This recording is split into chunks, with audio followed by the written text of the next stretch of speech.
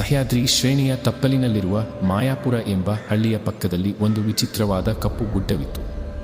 ಹಳ್ಳಿಯ ಹಿರಿಯರು ಆ ಗುಡ್ಡದ ಬಗ್ಗೆ ಒಂದು ಮಾತನ್ನು ಯಾವಾಗಲೂ ಹೇಳುತ್ತಿದ್ದರು. ಸೂರ್ಯ ಮುಳುಗಿದ ಮೇಲೆ ಆ ಗುಡ್ಡದ ಕಡೆಗೆ ಹೋದವರು ಮರಳಿ ಬಂದಿದ್ದಿಲ್ಲ.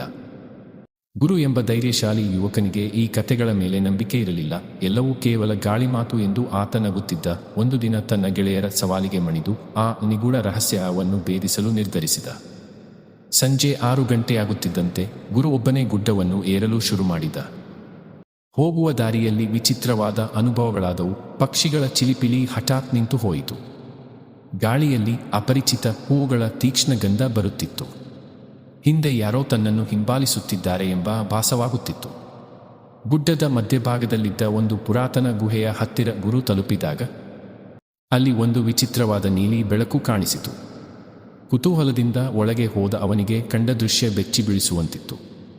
ಗುಹೆಯ ಒಳಗಿನ ಗೋಡೆಗಳ ಮೇಲೆ ಹಳೆಯ ಕಾಲದ ಲಿಪಿಗಳಿದ್ದವು. ಅಲ್ಲಿ ಹಳ್ಳಿಯ ಹಿರಿಯರು ಹೇಳುತ್ತಿದ್ದಂತೆ ಯಾವುದೇ ದೆವ್ವಗಳಿರಲಿಲ್ಲ. ಬದಲಾಗಿ ಅಲ್ಲಿ ಒಂದು ಪ್ರಾಚೀನ ಪ್ರಯೋಗಾಲಯದ ಕುರುಹುಗಳಿದ್ದವು. ಹಿಂದಿನ ಕಾಲದ ವಿಜ್ಞಾನಿಗಳು ಯಾವುದೋ ವಿಶೇಷ ಶಕ್ತಿಯನ್ನು ಶೇಖರಿಸಿಡಲು ಆ ಗುಡ್ಡವನ್ನು ಬಳಸುತ್ತಿದ್ದರು. ಆ ಶಕ್ತಿಯ ಪ್ರಭಾವದಿಂದಾಗಿ ಸುತ್ತಮುತ್ತಲಿನ ಕಾಂತೀಯ ಕ್ಷೇತ್ರ ವ್ಯತ್ಯಾಸವಾಗಿ ಜನದಾರಿ ತಪ್ಪುತ್ತಿದ್ದರು. ಆದರೆ ಗುರು ಗಮನಿಸಿದ ಇನ್ನೊಂದು ವಿಷಯವೆಂದರೆ ಅಲ್ಲಿ ಒಂದು ಸಣ್ಣ ಪೆಟ್ಟಿಗೆ ಇತ್ತು. ಅದನ್ನು ತೆರೆದಾಗ ಅದರಲ್ಲಿ ಒಂದು ಹಳೆಯ ಶಾಸನವಿತ್ತು. ಅದರಲ್ಲಿ ಬರೆದಿದ್ದ ಸಾಲು ಹೀಗಿತ್ತು: ಪ್ರಕೃತಿಯ ರಹಸ್ಯವನ್ನು ಅರಿಯುವವನಿಗೆ ಜ್ಞಾನ ಸಿಗುತ್ತದೆ, ಆದರೆ ಅದನ್ನು ದುರುಪಯೋಗಪಡಿಸಿಕೊಳ್ಳುವವನಿಗೆ ನಾಶ ಕಾದಿದೆ. ಗುರು ತಾನು ಕಂಡದ್ದನ್ನು ಹಳ್ಳಿಯವರಿಗೆ ಬಂದು ಹೇಳಿದ. ಭೂತಗಳಿಲ್ಲ, ಕೇವಲ ಒಂದು ಪ್ರಾಚೀನ ಜ್ಞಾನದ ಭಂಡಾರವಿದೆ ಎಂದು ತಿಳಿಸಿದ.